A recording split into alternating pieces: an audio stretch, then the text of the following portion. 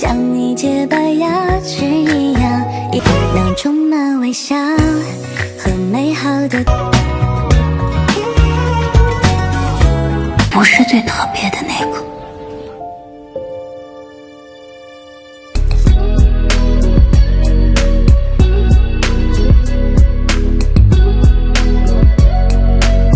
Cerita dimulai ketika Sangsi duduk di bangku SMP. Sangsi memang lebih kecil dari teman-teman seusianya, tetapi dia sangat pintar. Namun, karena sering melamun dan tidak fokus saat guru menerangkan, orang tuanya sering dipanggil ke sekolah.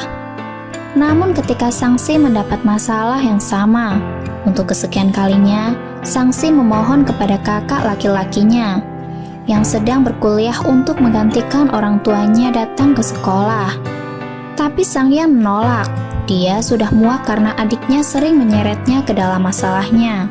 Dan karena hal itu, Sanghyang menjulukinya iblis kecil. Setibanya di rumah, Sangsi mendapat kabar dari ibunya bahwa kakaknya sudah pulang dari asrama. Ia dengan senang hati menyiapkan buah-buahan untuk kakaknya. Alih-alih berharap hatinya akan luluh dan mau membantunya. Namun dia malah bertemu Duan Jisoo, teman Sanghyang yang sangat tampan.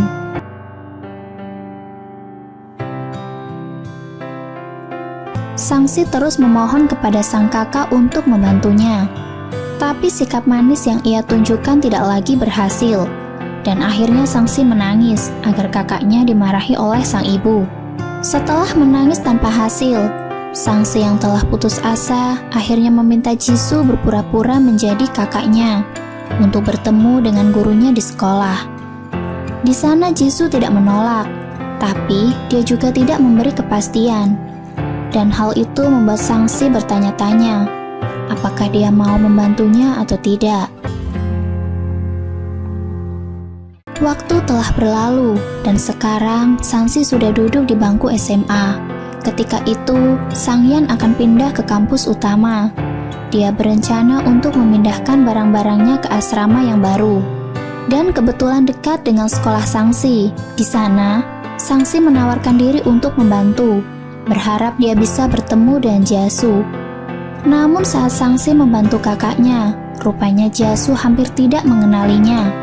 Karena sekarang Sangsi sudah tumbuh dewasa dan dia terlihat sangat manis. Di sana, Jasu membawanya ke asrama, di mana teman-teman sekamarnya yang lain menyambutnya dengan baik. Dan sebelum pergi, Jasu memberitahu Sangsi bahwa jika dia menyukai boneka rubah miliknya, dia boleh membawanya pulang. Sangsi penasaran apakah boneka itu diberikan oleh pacarnya. Namun untungnya, teman-teman Jasu menjelaskan bahwa dia terlalu sibuk bekerja dan masih mencari pacar. Di hari itu, Sangsi tidak sengaja meninggalkan buku PR-nya di meja Jasu. Dan ketika Jasu kembali, dia menggunakan ponsel Sanghyang untuk berbicara dengan Sangsi mengenai buku tersebut. Karena Sangsi harus menyelesaikan tugasnya besok, keduanya sepakat untuk bertemu jam 6 pagi.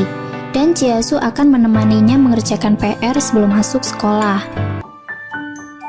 Keesokan harinya, Sangsi pergi ke lokasi pertemuan dan menunggu Jasu dengan cemas. Khawatir apakah dia akan datang atau tidak. Sama seperti dulu saat masih SMP, dia begitu cemas menunggu kedatangannya di sekolah. Di masa lalu, Sangsi menunggu lama di kursinya sendirian. Namun, sepulang sekolah dia tidak melihat sosok Jasu. Karena putus asa, dia pulang dengan marah dan tidak sengaja terjatuh. Jasu muncul dan dia meraihnya dengan penuh perhatian. Jasu meminta maaf kepadanya karena datang terlambat dan mereka segera pergi ke kantor guru. Di sana, Jasu memainkan perannya dengan baik dan mendengar keluhan guru yang berkata Sangsi selalu menggambar saat guru sedang mengajar di kelas. Nilainya memang tidak bermasalah, tetapi sang guru berharap sikapnya saat belajar bisa diperbaiki. Lalu Jasu meminta Sangsi untuk meminta maaf kepada gurunya, yang akhirnya membuat pertemuan itu berjalan dengan baik. Kembali ke masa sekarang, Sangsi mengira Jiasu terlambat lagi. Lalu dia mengutuknya melalui telepon dan berkata bahwa Sangsi tidak akan punya pacar seumur hidupnya. Tiba-tiba Jiasu mengejutkan dari belakang. Ternyata dia datang lebih awal dan bahkan memberikan susu untuknya. Jiasu menemani Sangsi mengerjakan PR-nya di kedai roti dan dia juga menyiapkan kue kecil untuknya. Sembari mengerjakan PR, Sangsi menatap Jiasu dari waktu ke waktu. Sampai akhirnya, Jiasu menyuruh Sangsi segera menyelesaikan PR-nya. Sebelum Sangsi pergi ke sekolah, Jiasu memasukkan selembar kertas ke dalam tasnya. Ternyata semalam dia mengintip buku Sangsi dan membaca tulisan yang menyatakan bahwa kakaknya menyebalkan.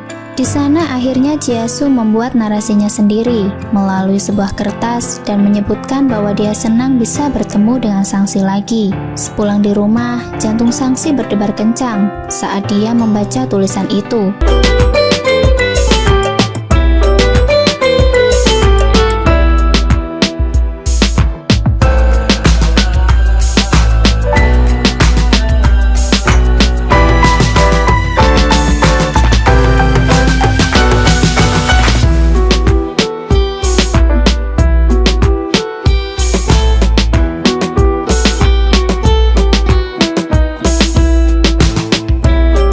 Sangsi melipat kertasnya dengan hati-hati, dan dengan bahagia Sangsi menyimpan susu pemberian Jiasu sebelumnya. Namun Sangsi tidak bisa meminumnya karena Sangsi alergi, tapi dia menyimpan botolnya untuk kenang-kenangan. Suatu hari, orang tua Sangsi pergi ke acara pernikahan teman mereka. Sangyan mengajak adiknya pergi makan di luar bersama teman-temannya. Sangsi tidak ingin melewatkan kesempatan itu untuk bertemu dengan Jiasu, dan dia segera berdandan secantik mungkin. Di dalam mobil, rupanya ada Qianfei, salah satu teman sekamar Sangyan, dan Jiasu yang tampak mengantuk karena sibuk bekerja. Sangsi diam-diam memperhatikannya, dan Jiasu yang menyadari hal itu bertanya kepadanya, kenapa dia selalu tersipu malu saat melihatnya. Dan itu membuat Sangyan dan Qianfei kesal. Tampaknya Jiasu sedikit narsis, tetapi cara dia menggoda lawan jenis sangat kuno dan ketinggalan zaman. Hal itu membuktikan bahwa dia tidak punya banyak pengalaman tentang cinta. Sesampainya di tempat makan, Sangsi memaksa ingin tetap berada di dalam mobil sampai ke tempat parkir. Namun, Sangyan menyuruhnya keluar bersama yang lain. Sangsi merasa tidak enak badan dan dia pergi ke toilet. Namun tiba-tiba Jiasu melihat noda darah di roknya dan segera berjalan di belakangnya untuk menutupi noda itu. Sesampainya di toilet, Jiasu memintanya untuk menunggu di dalam dan berkata bahwa dia harus pergi ke suatu tempat. Sangsi menyadari noda darahnya saat melihat cermin dan ia merasa sangat malu. Sementara itu, Jiasu segera menghubungi Sangyan, lalu keduanya membeli pembalut dan sebuah rok untuk Sangsi. Kemudian meminta seorang wanita untuk mengantarkan barang-barang itu ke toilet. Di dalam hatinya, Sangsi merasa sangat malu dan ia ragu untuk keluar. Tapi untungnya, Jiasu dan Sangyang sepakat untuk bungkam tentang kejadian ini. Jiasu dengan penuh perhatian menuangkan segelas air hangat untuk Sangsi, lalu memisahkan daging dari makanannya. Karena Jiasu tahu dia alergi dengan itu. Setelah makan, Jiasu membantu Sangsi memainkan mesin bola capit. Di sana Sangsi dengan jelas mendengar jantungnya berdegup kencang. Dan dia semakin bahagia ketika Jiasu mendapatkan boneka untuknya. Tiba-tiba Sangsi teringat masa lalu. Saat itu, setelah Jiasu membantunya di sekolah, dia hampir menangis ketika Jiasu hendak menelpon Sangyang untuk melaporkan apa yang terjadi kepadanya. Namun Jiasu menyerah dan akhirnya dia mengantar Sangsi pulang sambil membawakan tas sekolahnya. Pipi Sangsi memerah. Sepanjang perjalanan, dia merasa sangat bahagia. Dan hari itu sama seperti apa yang dia rasakan sekarang. Suatu hari, Sangsi datang ke kafe bersama temannya bernama Zhenru. Ia tidak menyangka bahwa toko yang dia kunjungi adalah tempat Jiasu bekerja. Di hari itu, Sangsi tidak sengaja mendengar bahwa manajer Jiasu telah membayar gajinya di muka. Dan itu membuatnya Sangsi bertanya-tanya, apakah Jiasu bekerja keras karena ia kekurangan uang? Sangsi ingin membantunya, tapi dia tidak bisa berbuat apa-apa.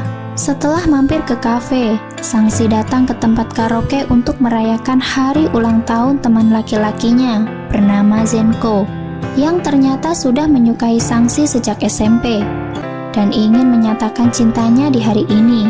Zenko menangis setelah mendapat penolakan yang begitu tegas, dan Jiasu yang mengamati kejadian ini menasehati Sangsi tentang cara menolak perasaan yang baik dan benar. Bagaimanapun anak laki-laki itu sudah menyukainya sejak lama dan patut dihargai. Bukan hal yang baik jika harus menolaknya dengan menyakiti perasaannya. Setelah kejadian ini, Zenru tidak mau berbicara dengan Sangsi lagi, bahwa ternyata dia menyukai Zenko dan cemburu kepada Sangsi yang sudah mendapat pernyataan cinta darinya. Di tengah kebingungan itu, Sangsi dikirim gurunya untuk mengikuti pekan olahraga, dan kebetulan Sangyang dan Jiasu menjadi panitia acara tersebut. Karena kampus mereka berdekatan dengan sekolah, Jiasu dengan penuh perhatian memasangkan topi kepada Sangsi untuk melindunginya dari sengatan matahari. Perhatian lain ditunjukkan oleh Jiasu ketika Sangsi berkali-kali gagal melakukan lompat tinggi dan kakinya terluka. Dia bahkan menggendongnya ke tenda untuk kemudian diobati dengan hati-hati. Sangsi sangat terharu dan merasa Jiasu memperlakukannya lebih baik daripada kakaknya sendiri. Bagaimanapun Sangyang juga peduli kepada adiknya. Hanya saja dia tidak sepeka itu untuk memahami perasaannya. Namun, ketika Sangsi melihat Jiasu dengan hati-hati membantu gadis lain, dia merasa bahwa pria itu memang bersikap baik kepada semua orang. 他对我很好，他好像对谁都很好。